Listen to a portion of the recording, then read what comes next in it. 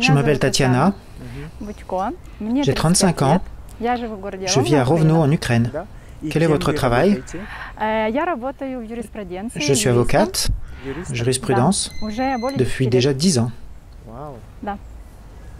Dans quelle direction? Dans le droit familial, les divorces, les pensions alimentaires.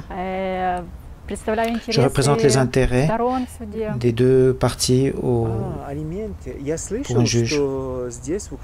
J'ai entendu qu'ici en Ukraine, les hommes ne payent pas de pension alimentaire. Oui, je me bats contre ça et je réussis toujours. Tous les hommes payent finalement avec moi.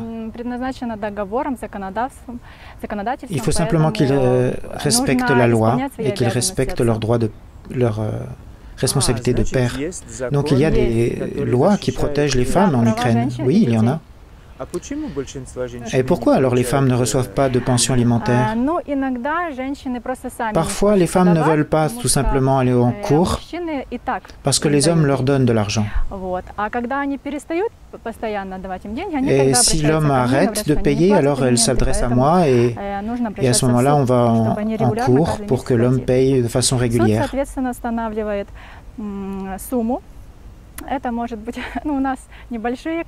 Chez nous, les pensions alimentaires sont très faibles, bien entendu. Si le père travaille, c'est fixé par la loi et par les impôts. Et en principe, c'est 30% de ses revenus officiels. 50% s'il y a 2 enfants. Mais de ses revenus officiels. C'est beaucoup d'argent s'il reçoit beaucoup d'argent. Le plus important, c'est d'arriver à prouver qu'il reçoit de l'argent. Oui, parce que la majorité des salaires ne sont pas déclarés. Oui, en général, les hommes ont simplement un salaire minimum et il y a le reste qui est payé dans une enveloppe. Donc pour vous, c'est très difficile de démontrer combien un homme gagne. Mais dans tous les cas, les femmes reçoivent, selon la loi, en général, elles reçoivent 1500 hryvnias par mois.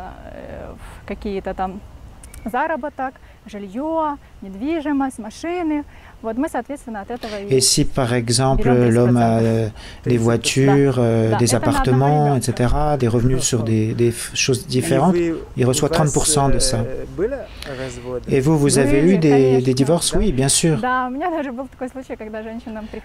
J'ai eu une fois, une femme est venue, elle avait pris la décision d'aller en cours, elle avait tout préparé, et puis finalement, au dernier moment, elle a annulé.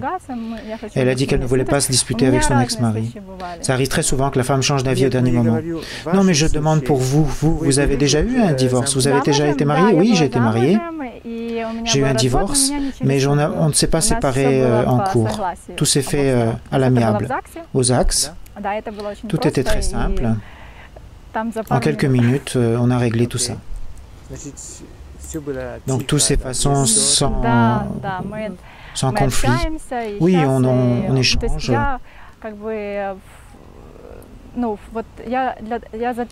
Je suis plutôt partisane de ne pas y avoir de conflit, qu'il y ait des bonnes relations entre l'ex-mari et l'ex-femme. Vous avez des enfants? Oui, j'ai un enfant. Elle a 4 ans. C'est une petite fille. Elisabeth. 4. Petite. Oui, elle est très active. Elle est très curieuse. Elle voulait venir avec moi. Pourquoi elle n'est pas venue? J'ai dit que là-bas, c'est vrai des adultes. Nous, tu ne dois pas venir. Ok. Et ça fait longtemps que vous êtes inscrite dans cette agence à Rovno? Je suis inscrite depuis le décembre dernier. Vous avez déjà probablement pensé quel genre d'homme vous voulez rencontrer? Oui, bien sûr. J'y ai pensé avant de m'inscrire dans l'agence. En premier, il doit prendre les décisions, il doit être un homme, il doit être responsable de sa famille, pas seulement pour lui, mais responsable de la famille aussi. Il doit garantir la sécurité de la famille, le support, pour que je me sente une femme à côté de lui. Donc l'homme doit être le chef de la famille. Oui, l'homme doit être le chef. C'est la tête et la femme, c'est le cou. C'est comme ça qu'on dit. Mais on prend les décisions ensemble. On s'aide l'un l'autre. Oui, parce que j'ai l'impression que vous avez un caractère fort. Vous êtes une femme forte, parce que je suis avocate, c'est pour ça. Non, je ne dirais pas que je suis une directrice. Je suis flexible. Si j'ai confiance en l'homme, je ferai comme il veut.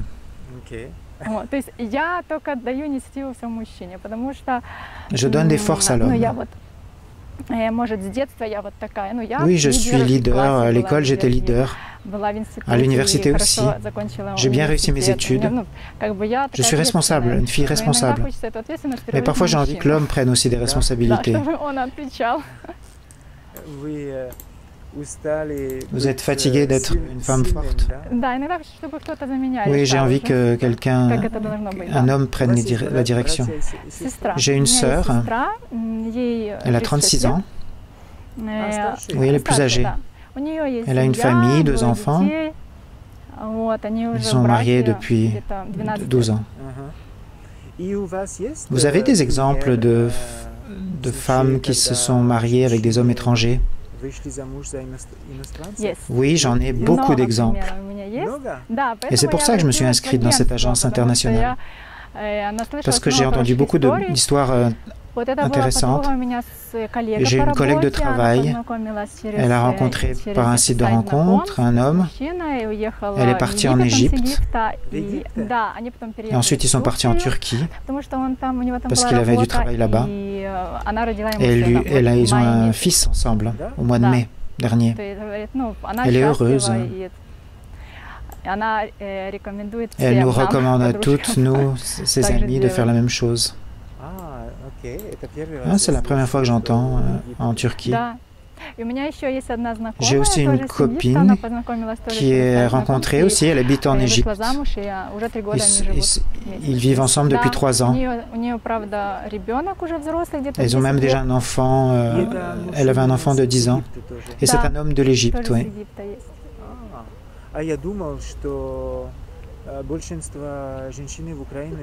Je pensais qu'il y avait des femmes qui n'étaient pas intéressées par les hommes musulmans.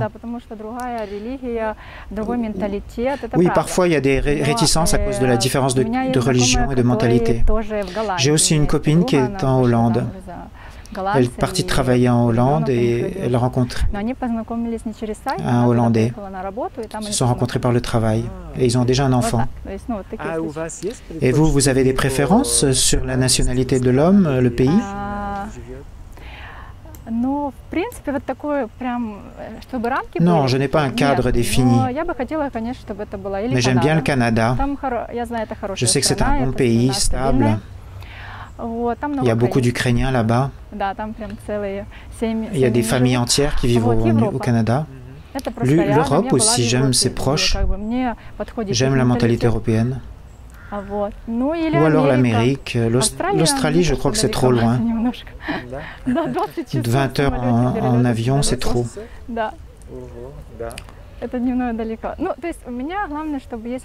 L'important, c'est que l'homme me plaise. Que ce soit mon homme, qu'il va y avoir des étincelles, du magnétisme. Mais le lieu, ce n'est pas important, je crois. Quel genre de conseil vous pouvez donner à un homme pour que l'homme vous intrigue et vous intéresse? Être attentionné à la femme, être un peu original, pas comme tout le monde. J'aime les hommes qui sont spontanés.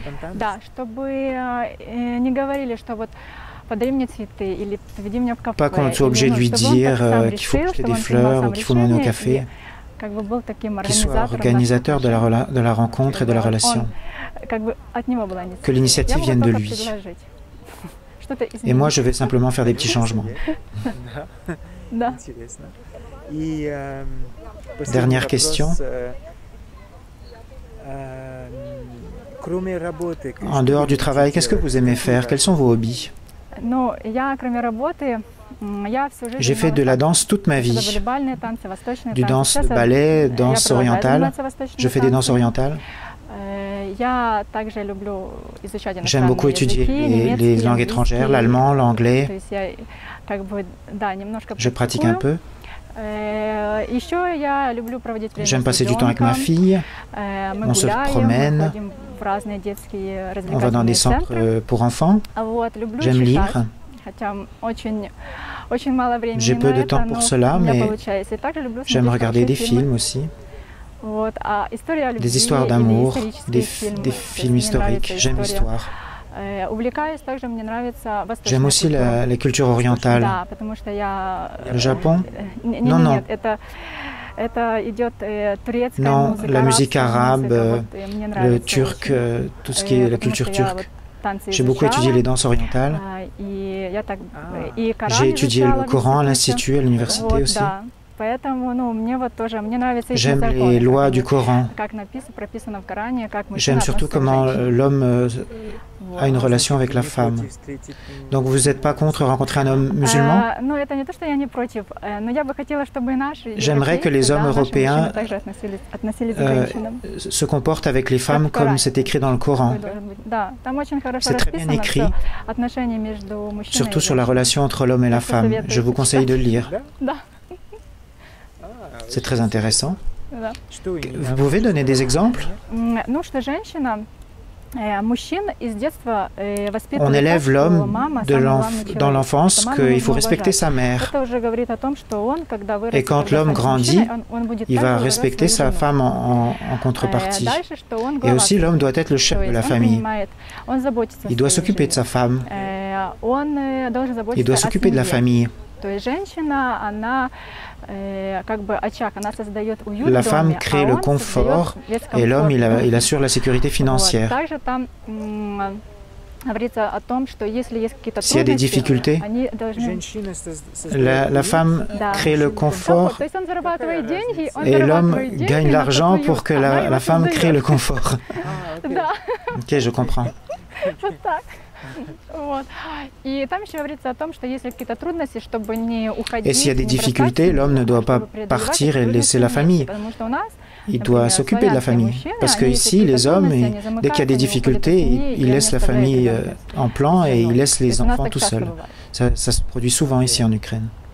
C'est très intéressant. Nous avons beaucoup de clients musulmans au Canada ou en France. Et ils m'ont expliqué que les femmes ukrainiennes comprennent ce que c'est qu'une famille véritable parce que c'est comme dans leur culture avec le Coran.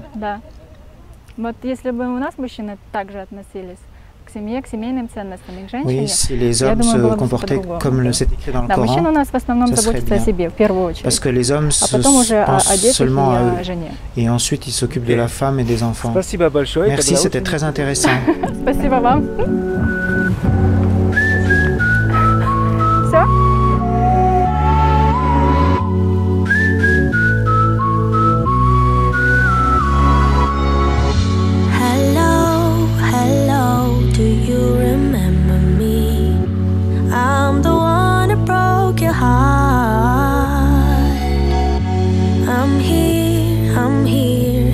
Still want